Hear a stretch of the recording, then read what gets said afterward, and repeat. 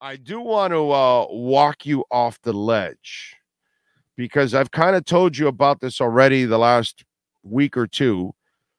And I know that some of you out there, you're worried about the offensive line.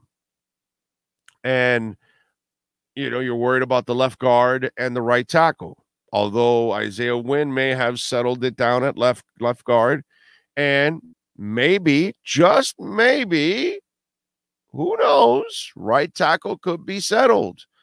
I don't know. We'll see. We'll see if somehow he turns the corner here and can start Austin Jackson, the light goes on, then you can feel a little better. You feel good about right guard. You feel good enough about center. I know the snapping, but again, last year, kind of the same crap. He had a couple bad snaps, and then when the season rolled around, that wasn't really a problem. So I'm hoping that's kind of the same thing this year. And then left tackle, as long as Tehran is on the field, you're all right. But I told you this a couple times already. The Dolphins may have the best offensive line in the division. And so you look at the Jets, for example. Let me give you an example. The Jets, they have all kinds of issues on their line. And they have an older quarterback also that does not move around like he used to.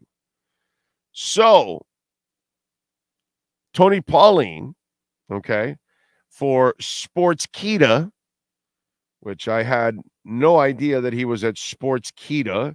Tony Pauline's got like 8 jobs. I'm used to him being on the Draft Network one.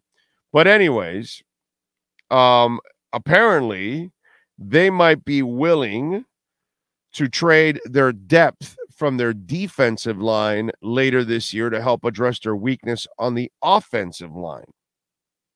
Okay. Now they've got Dwayne Brown coming back to play now, and he's 38 years old. All right. Just turned 38 on August 30th. And you're talking about a guy that's had, over 14,000 snaps. And a lot of them they're wondering if they can actually, play. And so since training camp, New York's O-line has been the biggest area of concern heading into the regular season. Mekhi Becton locked down the starting job at right tackle. Expectations inside the Jets organization are still reportedly low. That's why they say trading from a position of strength makes so much sense for New York. Not only do the Jets have one of the best defensive lines in the NFL, they have one of the deepest fronts. Solomon Thomas, Will McDonald IV, and Jermaine Johnson and Quentin Jefferson could start for multiple NFL teams, and there are several clubs who would love to add more quality disruptors at the line of scrimmage. For now, nothing is imminent. The Jets will use the first month of the season to evaluate their offensive linemen, determining if upgrade is needed or the group will improve in over time.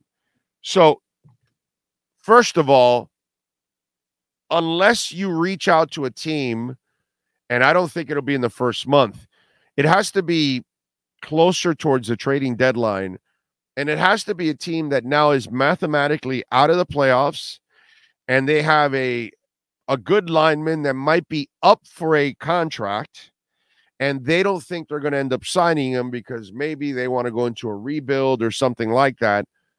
That's like the scenario that you're looking for. But the reason why I read that story is I've told you, and I've had some fun with this.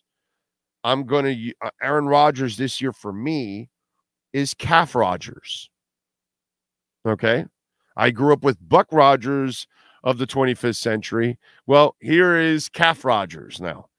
And he's got already a bad calf. He already injured the good calf. So now he's got 2 calves that aren't necessarily at 100. And you're going to be running for your life. I kind of like this, for it to be kind of imploding for the Jets, to be quite honest. And I think when they play the Dolphins, I cannot wait, to be quite honest. Yeah, because I think the Dolphins are going to get after this, and they are going to have some fun. But it kind of shows you that offensive line issues are everywhere in the league. And for those of you out there that are, you're you're at a point where you're really complaining so much about the O-line with Miami. Miami's O-line situation may not be as bad as a bunch of other ones around the league. That's how crazy. And I'm not telling you that Miami's O-line situation is great or phenomenal or anything like that. I'm not telling you, hey, man, they've got the 70s line. No, I'm not telling you that, dude, okay?